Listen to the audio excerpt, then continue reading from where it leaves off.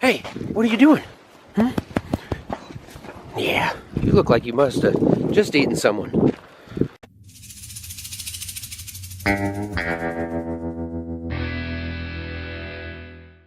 Tomorrow looks like a pretty decent day, Isla. We should probably get some equipment in here, huh? All right, let's go see what we can find here. Noah! I see trucks going this way. Oh! We've got a truck coming in a couple hours, Isla, and this cart is loaded full of beans. You think we should move this one out first so it's out of our way and ready for when the truck comes? Okay, let's do that. No, you have to first. No, you go first and I'll stand behind you. Okay. Climb in there. All right, you stay right there. I'm going to take the cord off the engine, okay?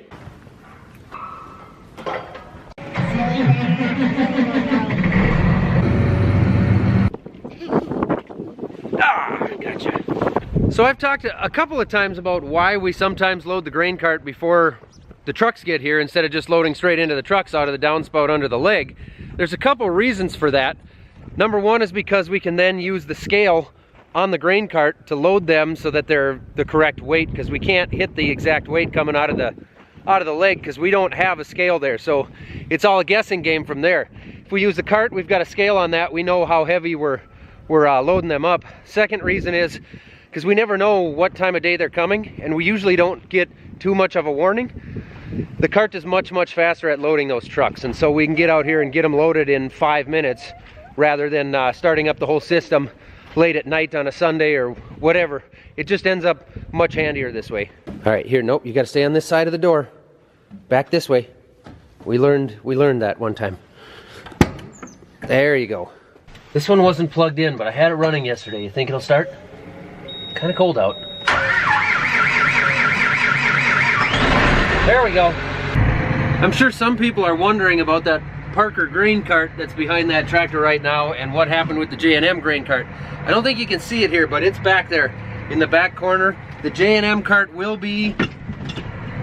That's a little steep, huh? It's actually only like a 2-inch ledge, but this RT, when you go over it just right, just about throws us from the seat, doesn't it? Anyway, we still have the J&M grain cart in the back of the shed. That will be our main grain cart this fall. We use the green one with the 8260 on it because that setup just doesn't get enough use now, and we don't want to let anything sit for too long. So, if you're interested, we got a Parker 1348 grain cart for sale. Shoot me an email if you're interested. You know what, Isla? I think we should go rinse the bird turds off. What do you think? No? Yeah, we gotta get the bird poop off the hood. I'll do it. You can just watch from the warm shed. What do you think of that? I hate leaving bird poop on green paint or red paint or whatever color paint it would be. I don't like bird poop sitting on it.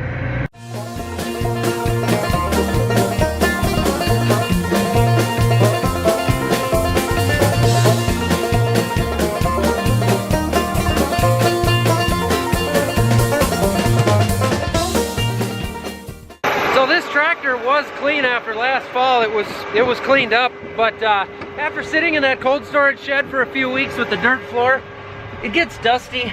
Birds go in and out and poop on it, and I just like to rinse them off before I bring them in the shop in the springtime, because we have the time to keep everything clean. That's just the way I like to keep it if I can help it. This is the part I really hate in the springtime, is cleaning up the shop floors and then dealing with all the mud that sticks to the tracks and the tires. Then you bring it right back in there.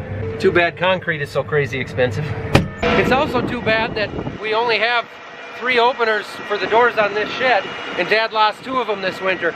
The other one is up at his house in his pickup. And we have other openers, but to reprogram them, I'd have to shimmy up there, and I don't have a 20-foot ladder. You gonna push the button? All right, push this one way up here. Should I help you out? Okay, here you go. Or I can stand on. No, let me lift you. Ah. There you go.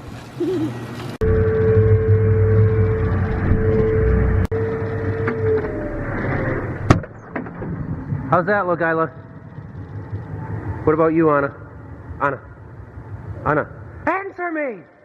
Isla, I've decided that we should move your uncle's boat over to the other side so it quits being in the way of our tractor stuff. What do you think? Do you think that's a good idea? Isla? Ha! Look what I found in the dually. Okay, you stay there, okay?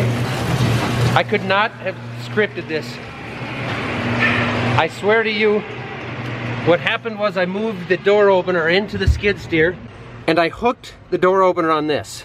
And then when Isla and I were climbing in, I bumped that, it popped off. It's down like what appears to be about 8 feet below that foot pedal. It's in there, but I can't get to it. I'm trying not to look really frustrated. We'll get to it, we'll get it back, but I'm not gonna worry about it at the moment. It's just not something I want to spend my time on right now, and it appears as though it's just sitting in that large void underneath there and it's gonna be just fine. So I'm sorry I picked on you, Dad. Just had to make a quick switch of the attachment, get the forks off of here, and get this handy dandy, I don't even know what they call it, but it's handy. Hitch attachment, receiver, I don't know. It's awesome. You can move everything with it. Isla says she's going up to the house. Do you want to say bye to everybody? What's that thing right there? What thing? That The puppies? no. What thing? You show me. You point. Like that black and white thing. Oh, that's the bucket for the skid loader. Okay, bye, Isla. I love how the dogs escort her. Those are good dogs. There, I like that better. I've just moved it over into the boat section of our shop. None of which are my boats, by the way. Our old pontoon is not worthy of being under a roof, so it sits outside somewhere else. But hey, family farm, share the family shop. Next item to go to the farm shop. Everyone's favorite around here, the rock picker. Once again, this thing is too dusty for my taste. Gotta give it a quick rinse. For some reason, this skid steer just started up with a high idle, and I'm looking around for any button I can to figure out why it's doing that. But as I've mentioned, if you've been watching, this is new to us. We didn't have a Deere skid loader before, and I don't know why it would be doing this. I see it's burning out the exhaust. Maybe that has something to do with it. I did shut it down and restart it, and it fired back up to full throttle. I'm just gonna let it do its thing and see. Hopefully that will, hopefully it's just doing that. I don't know.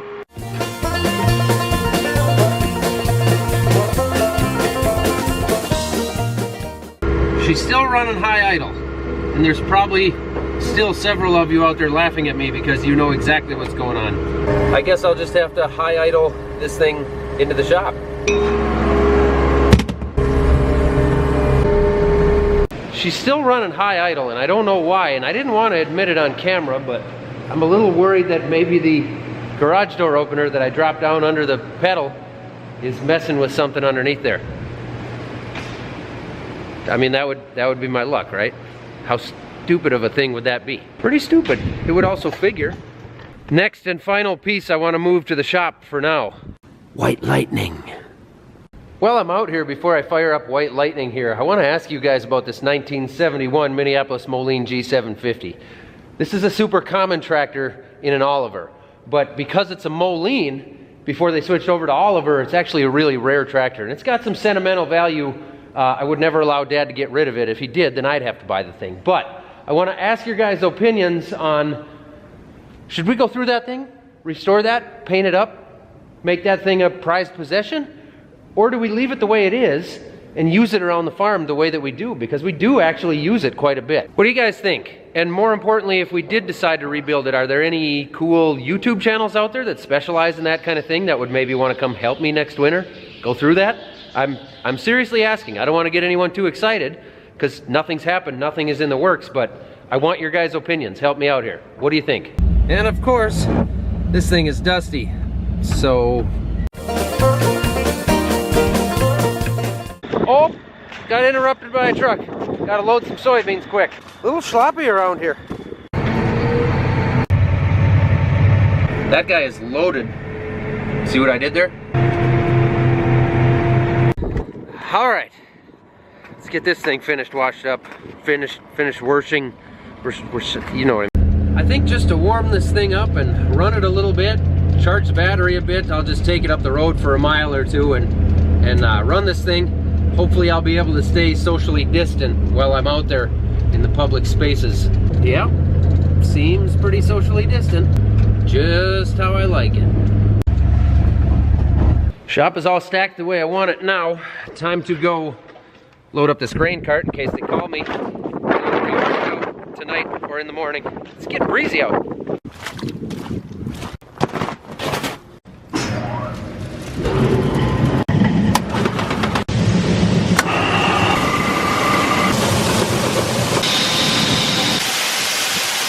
We can't get the spout centered up in the grain cart because we tear out the electrical box if we try to get that far to the south. Well, it's almost 8 o'clock now, so I think I'll just go inside and keep myself socially distant for a bit. Extreme! Onyx, the sun came out, but it got much colder.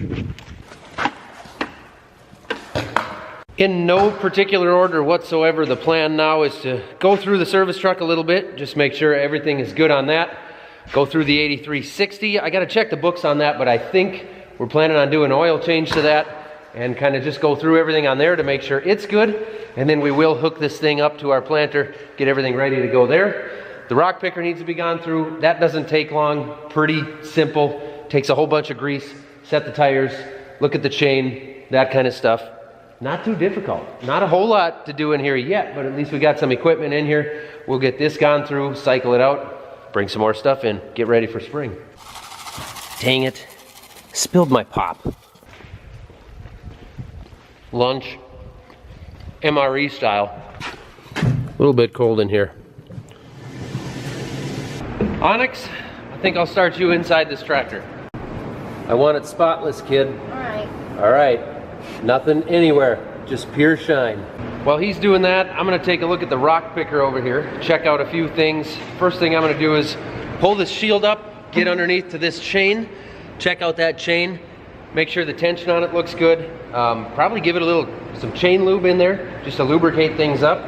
Gonna need a wrench to open that up. And then I'm gonna go through, grease everything else that I can find, which there's quite a bit, and set these tires.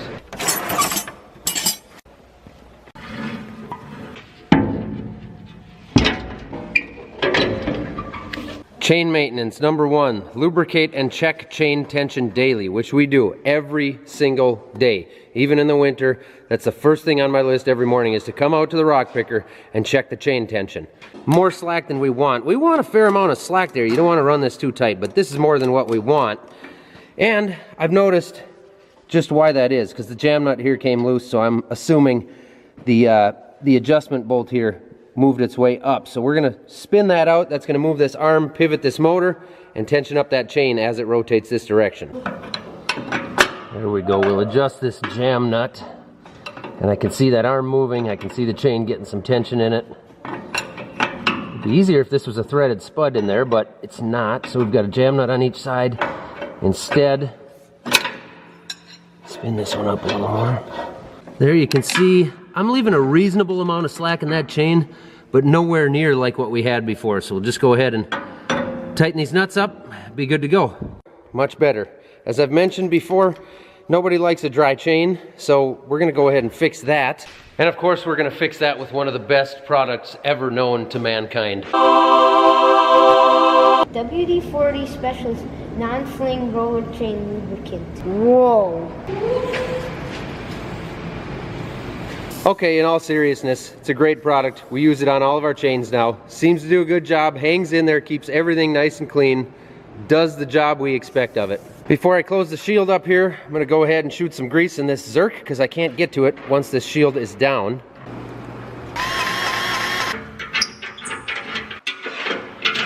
It's very important that White Lightning gets spotless. What are you doing on that scooter? You're supposed to be scrubbing White Lightning. Everything needs to be spotless. If you get a chance, Onyx, sew this seat up as well. We could use some new upholstery. Kids these days just underestimate how important upholstery is in your service trucks.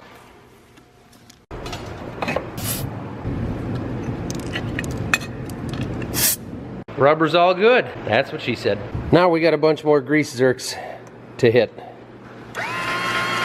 Uh-oh.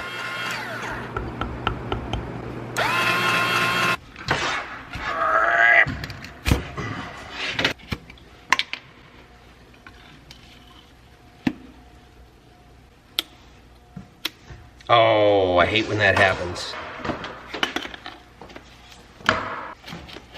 Come on. Annie, just find him, would you? Oh, there we go. There we go. Knew it the whole time, never doubted it. Lots of heavy moving steel pieces with a lot of friction on that machine. Takes a lot of grease.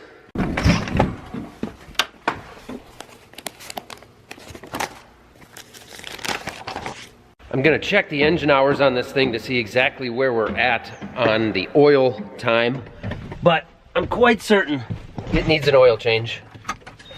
2,590 hours on this engine right now, so yes, we need an oil change. So we need a 910, a 465, and a 672, because I'm gonna go ahead and replace both fuel filters as well. Now I know I've got most of what I need in this pile. 910, 465, these are my fuels.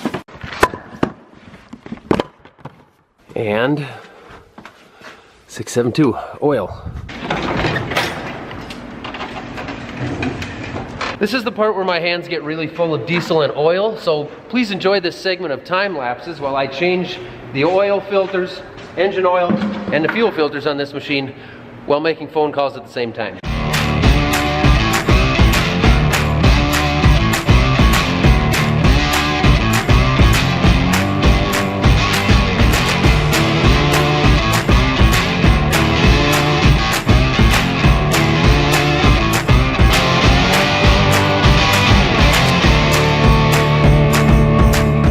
Filters are swapped, new oil is in. Just gonna turn the key on now to start the fuel pressure, the fuel pump.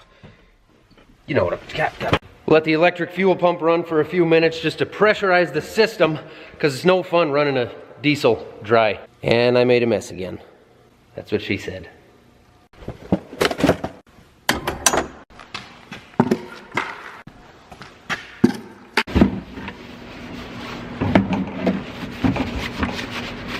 We're cleaned up.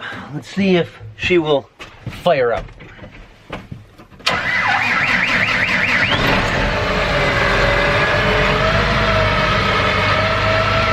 There we go.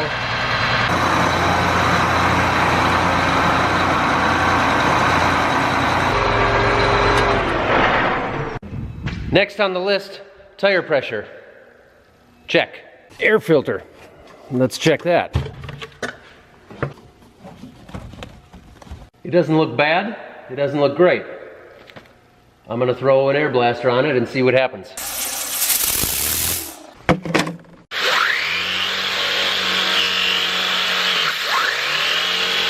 That helped, but I see it says it was cleaned March 18th of 18, which means this thing is probably at least 3 years old.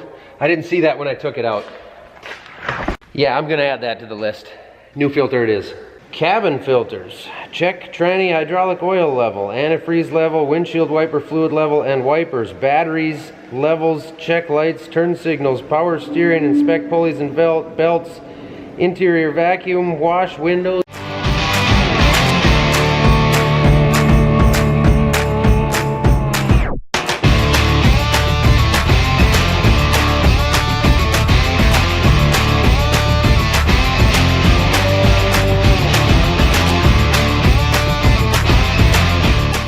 I'm gonna call that a day. Now we just gotta throw all the monitors in there and put a new air filter in. Then that thing will basically be ready to hook to the planter. We can take off, start planting. I love this time of year. I absolutely love it. It's too bad it's cold out right now because it's really sunny out yet, but next week sounds super warm. It's gonna be awesome. Oh, and if you guys aren't doing so already, you should follow Brian's farming videos on YouTube. He's a good dude. He works hard, he makes good videos. I'll link him down below for no reason other than I just like the guy.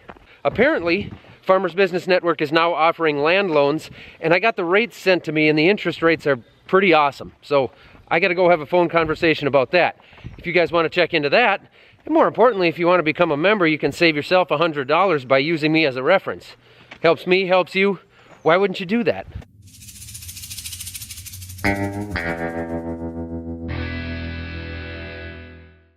Shameless plug.